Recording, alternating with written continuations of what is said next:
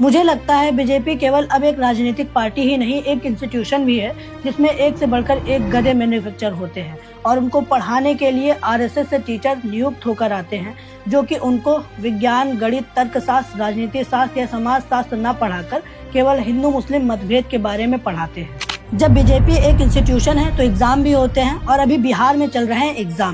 अलीनगर की सीट पर बैठी है मैथिली ठाकुर और आज मैथिली ठाकुर का वाइवा है। एग्जामिनर ने मैथिली ठाकुर से हिंदू मुस्लिम से हटके बिहार के विकास के ब्लूप्रिंट के बारे में पूछ लिया है। जैसा कि मैथिली ठाकुर के लिए ये एक आउट ऑफ सिलेबस सवाल है तो उनके सामने दो ऑप्शन है। पहला ये कि वो इस सवाल को स्किप ही कर दे और दूसरा ये कि कोई उल्टा सीधा जवाब दे दे। जैसा कि मैथिली ठाकुर ने अपने सीनियर्स को गोरखपुर की तुलना स्पेन से करते हुए देखा है और डांट खाते हुए भी देखा है, तो मैथिली ठाकुर ने इस सवाल को स्किप करना ही सही समझा और कहा कि कैमरे के सामने ब्लूप्रिंट कैसे दिखा दे, ये तो निजी चीज होती है ना। ब्लूप्रिंट क्या है? ब्लूप्रिंट में आपको कैमरे पे अभी कैसे बताऊं, ये तो बहुत ही निजी चीज है और मैं इस पे प्लान कर रही हूँ पूरा। ये तो पॉलिसी की बात है ना कि आप what do you have to offer. Manifesto already हर एक चीज हर एक जगह पब्लिश्ड है।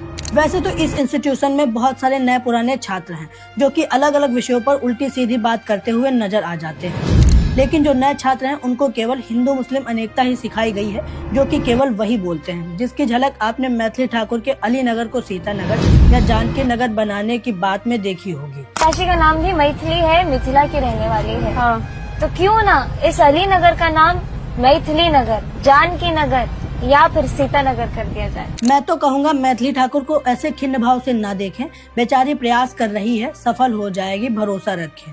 ये मात्र एक ऐसा इंस्टीट्यूशन है जिसमें पुराने छात्र प्रोफेसर बन चुके हैं, लेकिन उनका भी क्या ही किया जा सकता है जब उनकी डिग्री ही फर्जी निकल गई। मुझे आशा है कि मैथिली ठाकुर भी जल्द ही प्रोफेसर बन जाएंगी और क्लास में गौमूत्र पीने से लाखों बीमारियां खत्म हो जाती हैं और गंगा जल से कोरोना खत्म हो जाता है, ऐसी बातें पढ़ाया करेंगी। हम इनसे ऐसी ही बातें एक्सपेक्ट कर सकते हैं क्योंकि इस इंस्टीट्यूशन से पढ़े किसी भी छात्र ने शिक्षा, रोजगार या अस्पताल की बात नहीं करी है, तो ये कैसे कर सकती है।